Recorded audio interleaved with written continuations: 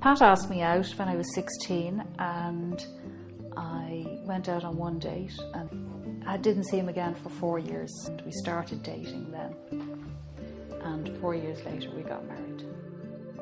So we were 6 years married and we had our first daughter, and then 4 years after that we had a second daughter, and life was busy because we had a fairly hectic social life. We were both working. When the first child was born, I was completely besotted by her, and to some degree that masked my lack of what I would describe now as intimacy with Marion. We had become what I would describe as married singles.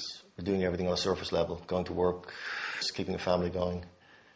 But the intimacy was gone. It was the beginnings of unspoken resentment. It's very subtle the way it all starts, and then you're into it before you know where you are. And there's very little communication and no emotional communication. We gradually became two completely single people. I mean, we lived in the same house, we slept in the same bed, but we were poles apart emotionally. It actually became more preferable to stay out on a Friday night with the lads after work, having a few drinks, or go to a football match. My social life revolved around lots of things, and in many cases didn't involve Marion, and that suited me fine. It's a bit like living with a stranger. You're doing all the normal things every day, and yet there's no connection. So you're very isolated, you're lonely. You want things to be better, but how do you make them better? There were two occasions during the 90s where I got very close to other women, and I want to say it wasn't a sexual situation. It was just, these were women I could talk to, and I found I'm actually talking to them about things that I don't talk to Marion about. Yes, it became a psychological hell. To me, the only way out now at this stage was a separation, although it was killing me because I was thinking about the kids. Marion said to me, look, I'm after coming across this article. And it was an ad for an organisation called Retrouvaille, and it's a weekend event.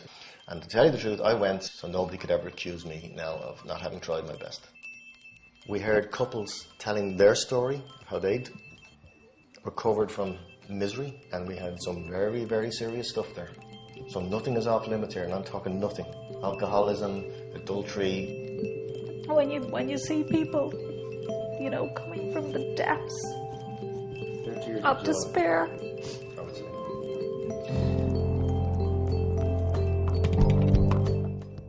By using the tools that you're given, people can be turned around from the darkest possible places into growth and into a new relationship. I mean, it's just amazing.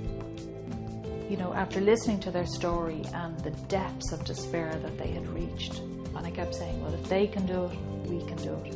After that weekend was a journey in time. As I say, there's no magic bullet, but it began a process. It was the wake-up call. We were that close to destroying what is now a very, very good family.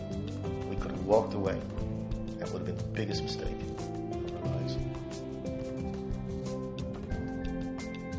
Really, love is a decision. We make the decision to love. And that's where we are now. We went through the pain, and we kind of